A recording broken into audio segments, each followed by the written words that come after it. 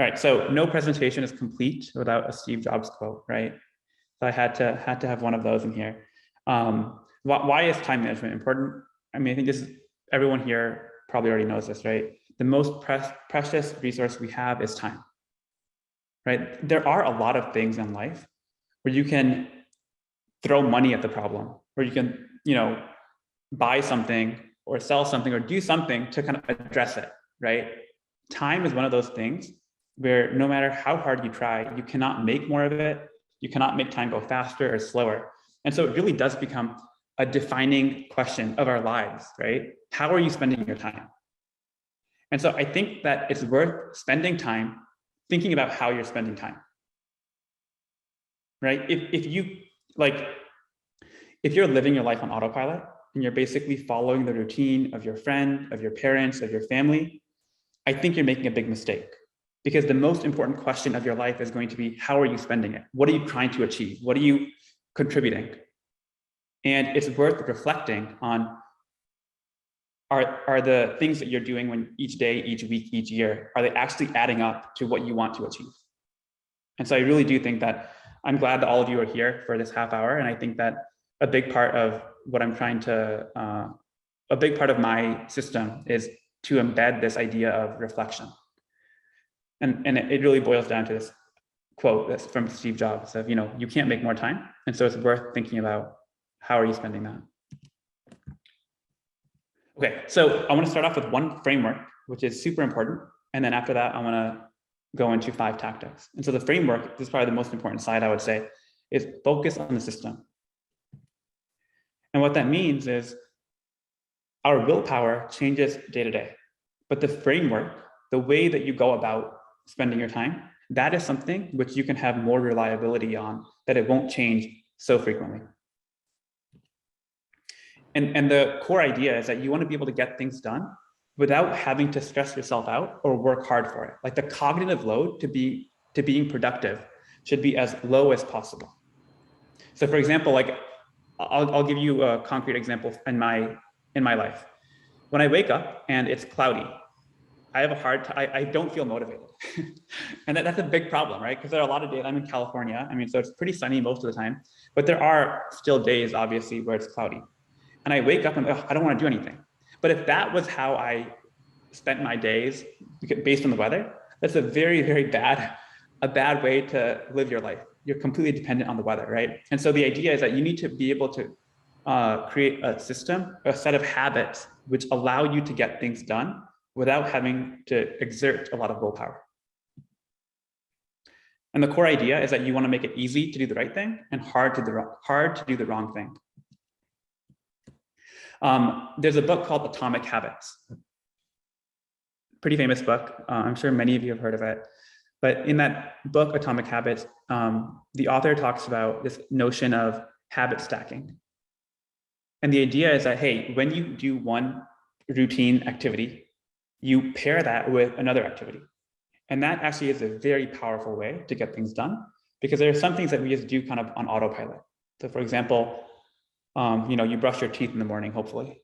And so when you brush your teeth, you should stack that habit with something else that you really want to achieve that day, whether it's going for a walk or, going to the gym, or, maybe spending half an hour writing in a journal.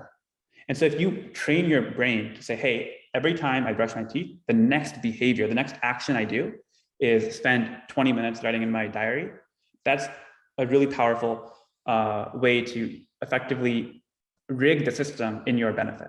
And so I've been doing that quite a bit, and it's been pretty effective. I should mention, so, my background is I started working full-time on Taro about 4 months ago, but prior to that, I was leading a team at Facebook. And so I'll be really honest here. It was actually very stressful for me, and there's so much going on because I had the full-time job leading a team at Facebook. I have this YouTube channel where, my mentality with YouTube was rain or shine, whether I want to or not, I am going to publish one video a week for 2 years before I quit. And I made that resolution back in 2020. And so it's been 2 years and I've been able to do it, consistently, one video per week for 2 years. But I had the day job, I had one video per week on YouTube. And I also had this notion of, I want to be able to build an app or build a business on the side, which can help software engineers get better. And so there were like 3 pretty huge things that I wanted to spend my time doing. That was how I measured success. And they were all quite different, and they were all, they required a lot of brain power and creativity and effort. And so I think without a system that allowed me to do all those things, it would have been very hard to achieve any one of them. And so I really do think that it's worth reflecting on your own system and figure out, are there particular times of day, for example, where you're unproductive? And if so, you should try and create a system where you're doing something, something else with your time when you know that you're not able to get your coding work done or your writing work done or whatever it is. Try and orient your day around such that you can actually get the highest leverage activities done. And we'll talk more about that in the tactics. But that's like, if there's one thing you want to take away from this whole presentation, it's that the system is much more important than the tactics, than the willpower. Okay, so tactic number 1 out of 5 is called just one thing. And the idea here is that you want to establish exactly one thing that you want to get done the next day. So the way this works for me is every night before I go to bed, I will physically write down, I usually have a sticky note on my desk. I'll write down, what is the thing I want to achieve tomorrow? And if I achieve that thing, that'll be success. If I don't, then I failed that day. And so the critical piece here that I think people mess up is that you have to pick exactly one item, and you have to make sure that that item that you choose is reasonable.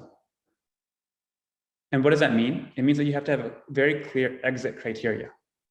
You have to know, what does success look like? So for example, you might say, hey, I want to redesign the homepage of my website. That's a very bad thing to do, because I have no idea what that means to redesign the homepage. Like, there's so many ways you can say, oh, I'm done, or it could be a month-long project or a day-long project, who knows? And so you have to be very clear with yourself what that actually means. And if you have to bias one way or the other, you should try and minimize the amount of time you think it'll take, so you have more confidence you'll get it done. So err on the side of something which is easier to accomplish rather than something which takes longer.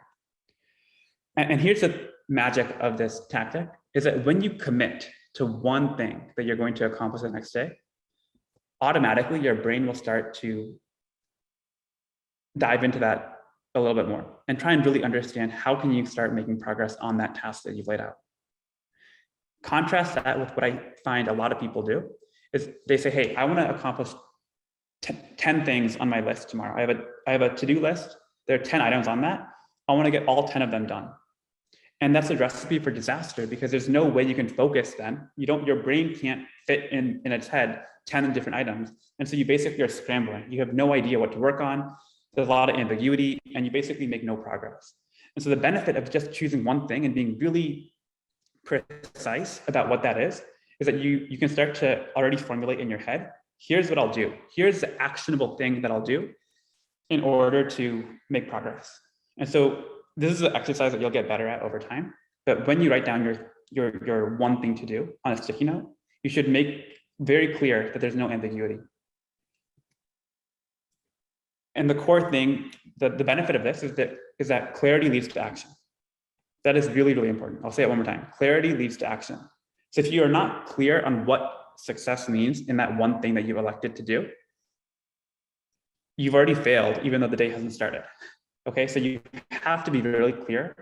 And that clarity is how you will actually be motivated to start working on that task. So here's a really good example. Everyone here probably is either working to be a software engineer or already are a software engineer. And you might have this idea in your head of, I want to integrate Twitter authentication. That's my task. That's a really bad way of framing what you want to achieve. A much better way is to think and decompose that a little bit more and say, hey, in order to achieve that, I'm going to wake up tomorrow, and what I'm going to do is I'm going to navigate to developer.twitter.com, and there's a UI there to creating a Twitter app, like a third-party Twitter app. And then I'll pull up the documentation for OAuth 2.0 so I can actually integrate it with my Android app or my iOS app or whatever I'm building, right? And so now I have way more clarity about what that actually means. Another example is what I mentioned before. Redesign homepage is just really, really bad. And I think this is a thing that, it's not often, like sometimes developers will shoot themselves in the foot, but I often see it also in your day job. So what'll happen is a coworker will come to me and say, hey, my manager told me that my task for the day is redesign homepage. And then your job then is to push back and just tell your manager, hey, that's actually not a clear enough task. So either they should help you clarify, or you should do the work to clarify what that means and define what is success. And so you might say, hey, redesign homepage means concretely, I'm going to add animations on the upvote button. I'm going to apply a color palette by going to color.adobe.com, and I'm going to reskin it. I'm going to basically add, some CSS to make it look a lot better. And now you have something meaningful here. Okay, tactic number 2, reflection. And the idea of reflection is that you need to be able to understand what you achieved. So what we talked about before is your pre-routine, and this is your post-routine, before and after, what you should do every single day.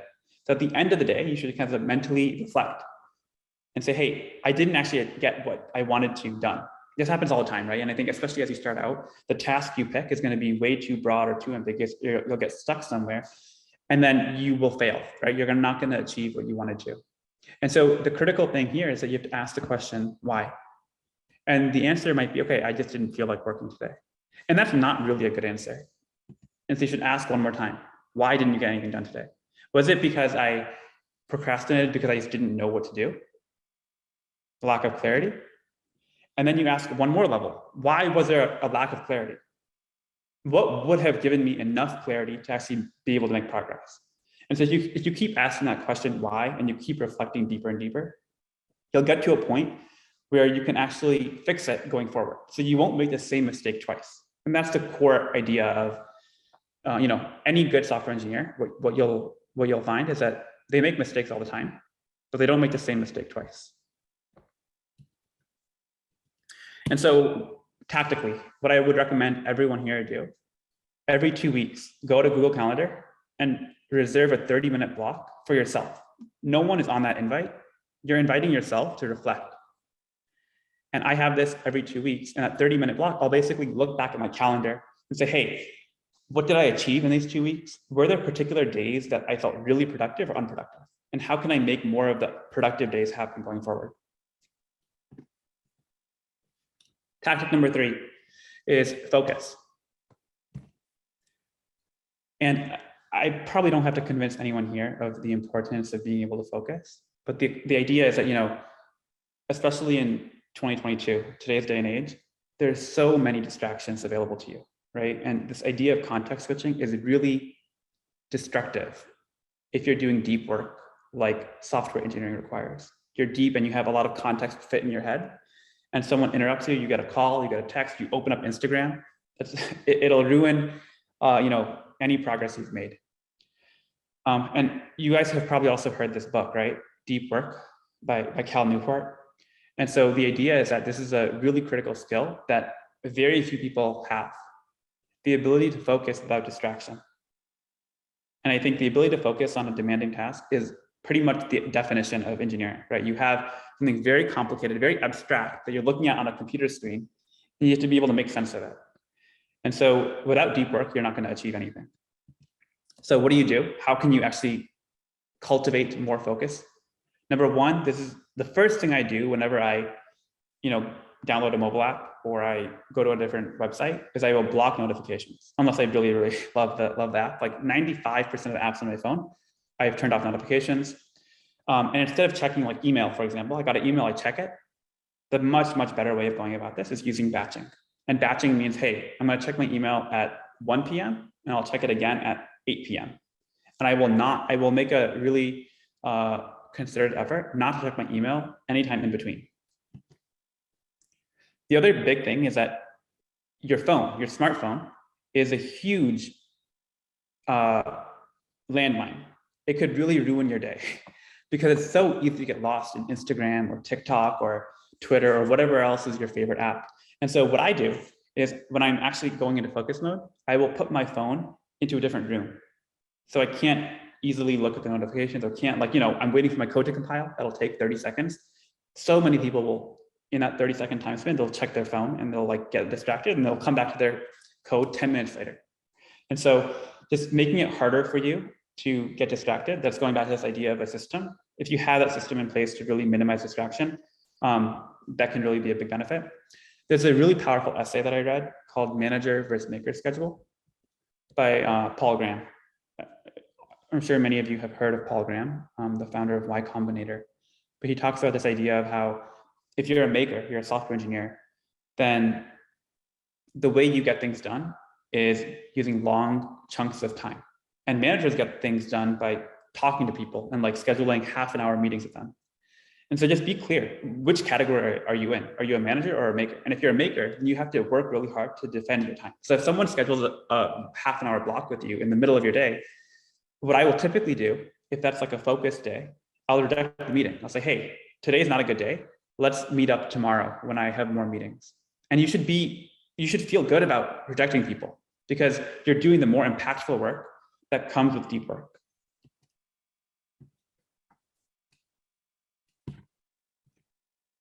Okay, tactic number 4, eat the frog. So this is an expression which basically means that eating a frog is not very pleasant, right? Has anyone here eaten a frog before? If you've eaten a frog, then you'll know that it doesn't taste very good, right? I haven't actually eaten a frog, so I don't know, but this is what I've been told. So eating a frog is very difficult. And so the idea of eating the frog is whatever is the eat the frog equivalent in your life, that's what you should do first thing in the morning. And so when I wake up, before I do anything, before I check my phone, before I check my email, I will spend some amount of time, usually it's like a half hour or an hour, depending on what I'm trying to get done. That half hour for 1 hour is deliberate time that I'm focusing on the most important thing I have that day, which is a thing that we defined in tactic number 1, which was just one thing. And so what you should do is you should have a timer, and ideally the timer is not your phone, because if your timer is your phone, that means your phone is next to you and you're gonna get distracted. So find an analog timer, like an alarm clock or something, and set a timer for half an hour, and then don't get up from the chair until the timer runs out. And when you eat the frog consistently day over day, your day gets off to a much, much better start than otherwise. And what will often happen is that you're gonna work for half an hour on this most important thing, and you'll start to feel good. Like you'll start to say, hey, I'm actually making progress on this very important thing. Let me keep working. And what happens for me, at least, is I'll wake up and then 2 hours will pass by because I'm just in the zone now. And I feel very good about what I'm achieving, what I'm building. And now I basically knocked out my task for the day right away. Like basically in the first 2 or 3 hours of the day, I'm done with what I wanted to achieve. All right, and tactic number 5, the last tactic I have here, is this idea of an accountability partner. And an accountability partner is an enormous, it's a huge leverage point for managing your time because it taps into this notion of shame. And shame is very powerful, right? So the idea of accountability is that find a friend, and ideally a friend who is not super close to you, because if they're very close to you, then you don't feel bad, rejecting them or blowing them off if you have a meeting with them. Someone who's like, you're kind of familiar with, but not super familiar with. And what you should do with this accountability partner is talk about what your goals are each day or each week, and then compare, what did you achieve? And I think, one of the things that you'll find is that if you have a good accountability partner, they're just going to achieve a lot. And that will inspire you to say, hey, they're doing so much. Why can't I do the same thing? Why can't I do more? There's like this healthy competitiveness that happens when you have a partner. And the other aspect is not just competitiveness, but also this idea of you're not feeling like you are stuck, like you just have a coding bug, right? You have a bug you can't get past, you have this API issue, whatever it might be, you can talk it through. And even if the person doesn't even know, let's say you're doing Python, the person you're talking to doesn't even know Python, the fact that you're able to verbalize what is your problem, that oftentimes will help you get unstuck. You might have heard of rubber duck debugging, right? Just talking about your problems will often help you get unstuck, because it'll force your brain to kind of go through this motion of clarifying what you are stuck on. And that is really what you get help with. That's how you help yourself. And the other benefit is what I said before, shame. If you say, oh, like my internet died today and I wasn't able to get anything done, That's not really a good excuse. Okay, why don't you just go to a Starbucks? Why don't you go to your friend's house where they have Wi-Fi and get things done, right? Like I can call you out and then you feel shameful, right? And so that's a very powerful driver to like actually getting things done, is you want to find someone who you actually feel some amount of embarrassment if you consistently, day over day, keep messing up or keep missing the target that you had set for that day.